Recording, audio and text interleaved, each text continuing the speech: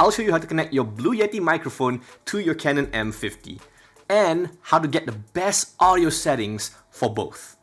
I'll also share how you can avoid this static noise. To make this work, you'll need this cable, a 3.5mm auxiliary cable or a 3.5mm jack. You can get this from any hardware or tech store. Just make sure that it's long enough for your setup so that you can reach your camera. Connect one end of the cable into the Canon M50's microphone input and connect the other end to this audio input underneath the Blue Yeti microphone. Easy, right? Well, this setup won't work on its own. You need to connect the Blue Yeti to a computer or laptop using a USB cable too. Connecting your Blue Yeti to a power supply will not work because you'll still need the drivers that are installed in your computer for it to run. Once you connected your external microphone, it's time to configure the audio settings on the Canon M50 camera itself. In the settings menu, go to Camera and then Sound Recording. We want full control of our sound settings, so we want to go from auto to manual. If you leave it on auto, the camera will try to boost the audio when things are too quiet, which means that when you're not talking, the camera will try to listen and boost the audio, making things louder unnecessarily. This will cause unevenness in our audio levels, and this is why we want to avoid the auto settings. Alright, now go to the wind filter, attenuator, and turn them both off. You should only turn wind filter on when you're recording outdoors with lots of wind. Do note, however, that this feature will only work with the built-in microphone, and do expect part of the low bass sounds to also be reduced. So overall, it's best to not rely on this setting and use an external microphone with a windshield attached. You'll get much better results this way. The attenuator suppresses sound distortion that is caused by loud noises. So if you're recording in an indoor environment like a room and you have more control over what's going on, you shouldn't need this to be turned on. So just switch it off. Next, adjust the recording level. It's best to keep this as low as possible and let the external microphone control the audio level instead. In terms of positioning the microphone, the Blue Yeti does not pick up sound from above, so you need to position the mic vertically instead of treating it like a karaoke mic. The rule of thumb is that the closer the microphone is to the source of the sound, the more crisp and higher quality the audio will be. So make sure you consider the positioning of your microphone in your entire setup. At the back of the microphone, there are two dials. The bottom dial determines the audio pattern the Blue Yeti will pick up. The first one is bidirectional, or the figure of 8. The mic will record directly in front and behind of it. This is suitable for two-person events like an interview or a podcast. Next is cardioid. The mic will pick up sound directly in front of it. This is great for talking head videos like this one. Or you can also do live streaming and voice-over narration as well.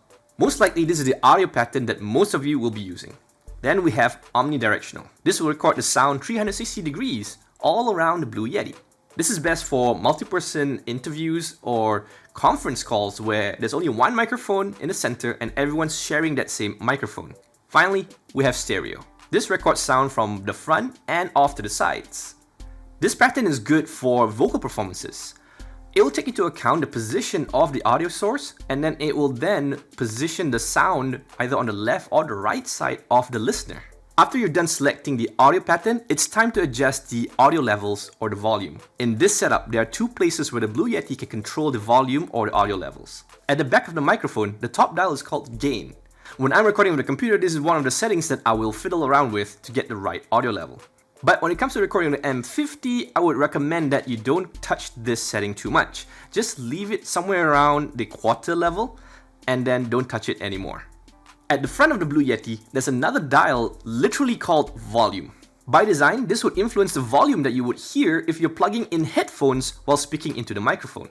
But when recording with the M50, this can influence how loud the audio recording will be. I mostly focus on adjusting this dial. So far, leaving it around the halfway point here seems to do well for my setup. Before you record any video footage, make sure that you observe the audio levels on the Canon M50 itself. You have to make sure that the audio levels do not exceed -12 dB. If not, there will be some sound distortion and you will most likely lose audio data in the final output. Also, when you're doing your audio tests, make sure that you are checking levels when you're speaking normally versus when you are speaking a bit louder. It's best to have some gap when speaking normally, so that when you do shout or get too excited, you still have room to go before going beyond that negative 12 dB. Bear in mind, you may find that the volume is low when you're listening to your test footage on a computer. This is okay because we're configuring all these settings to make sure that we can capture as much audio information as possible. We can always boost the volume in post-production using our video editing software or any other audio software. This process is much better because you're not going to lose any audio information due to any sound distortion or peaking. Sometimes you might hear static noise when you're using the Blue Yeti as an external microphone for the Canon M50. Here's what the static noise sounds like.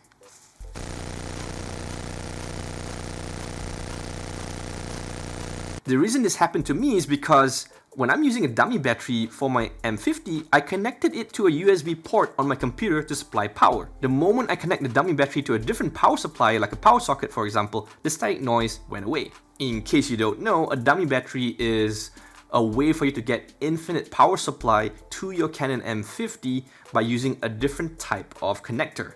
I'll be making a video about this soon, so if you would like to hear more about this, make sure you subscribe and hit that bell icon so you get notified when that video is ready.